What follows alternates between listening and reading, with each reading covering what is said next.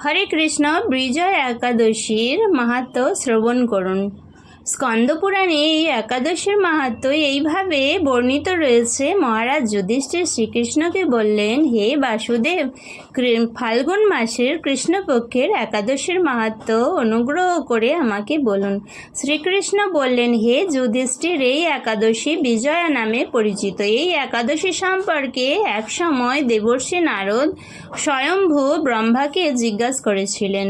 তিনি এই প্রসঙ্গে যা বলেছিলেন তা আমি এখন তোমাকে বলছি। এই পবিত্র পাপ বিনাশকারী ব্রত মানুষকে জয়দান করে বলে বিজয়া নামে প্রসিদ্ধ।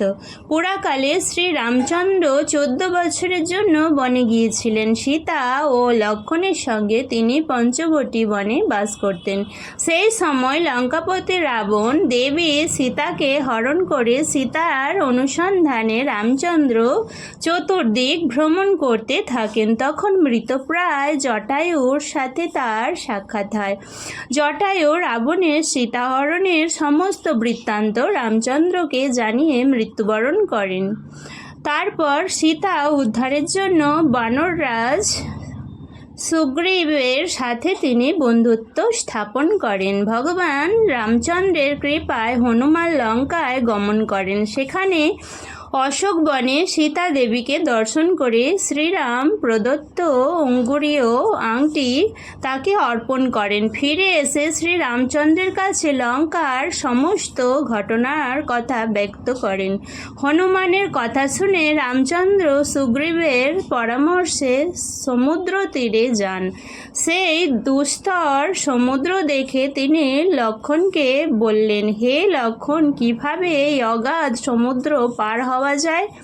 তার কোনো উপায় খুঁজে পাচ্ছি না। উত্তরে লক্ষ্মণ বললেন, হে পুরুষোত্তম সর্বজ্ঞাতা আদি দেব, আপনাকে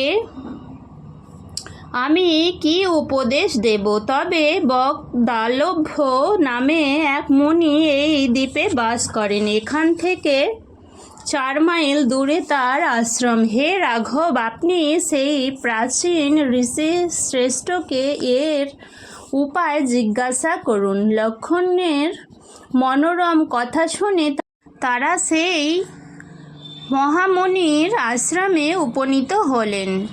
ভগবান রামচন্দ্র ভক্তরাজ সেই মুনিকে প্রণাম করলেন। মুনিবর রামচন্দ্রকে পুরাণ পুরুষ বলে জানতে পারলেন। আনন্দ ভরে জিজ্ঞাসা করলেন, হে রামচন্দ্র, কী কারণে আপনি আমার কাছে এসেছেন তা কৃপা করে বলুন। শ্রী রামচন্দ্র বললেন, হে মুনিবর, আপনার কৃপায় সৈন্যসহ আমি এই সমুদ্র তীরে উপস্থিত হয়েছি। রাক্ষস রাজাদের লঙ্কা বিজয় করার আমাদের প্রধান উদ্দেশ্য। যাতে এই ভয়ঙ্কর সমুদ্র উত্তীর্ণ হতে পারি তার উপায় জানবার জন্য আমরা আপনার কৃপা প্রার্থনা করি। মুনিবর প্রসন্ন চিত্তে পদ্মলোচন ভগবান শ্রী রামচন্দ্রকে বললেন, হে রাম, আপনার অভীষ্ট সিদ্ধির জন্য যে শ্রেষ্ঠ ব্রত করণীয় আমি তা বলছি। ফাল্গুন মাসের কৃষ্ণপক্ষের বিজয়া নামক একাদশীর ব্রত পালনে আপনি নিশ্চয় সৈন্যসহ সমুদ্র পার হতে পারবেন। এই ব্রতের বিধি শ্রবণ করুন। বিজয় লাভের জন্য দশমীর দিন সোনা, রূপা, তামা অথবা মাটির কলস সংগ্রহ করে তাতে জল ও আমপাতা দিয়ে সুগন্ধি চন্দনে সাজিয়ে তার উপর সোনার নারায়ণ মূর্তি স্থাপন করবেন। একাদশীর দিন যথাবিধি প্রাতঃস্নান করে কলসের গলায় মালা চন্দন পরিয়ে উপযুক্ত স্থানে নারকেল ও গুবাক দিয়ে পূজা করবেন। এরপর গন্ধ, পুষ্প, তুলসী, ধূপ, দীপ, নৈবেদ্য ইত্যাদি দিয়ে পরম ভক্তি সহকারে নারায়ণের পূজা করে হরিকথা কীর্তনের সমস্ত দিন যাপন করবেন। রাত্রি জাগরণ করে অখণ্ড ঘি প্রদীপ প্রজ্বলিত রাখবেন। দ্বাদশীর দিন সূর্যোদয়ের পর সেই কলস বিসর্জনের জন্য কোনো নদী, সরোবর বা জলাশয়ের কাছে গিয়ে বিধি অনুসারে পূজা নিবেদনের পরে তা বিসর্জন দেবেন। তারপর এই মূর্তি বেদজ্ঞ ব্রাহ্মণকে দান করবেন। এই ব্রত প্রভাবে নিশ্চয়ই আপনার বিজয় লাভ হবে।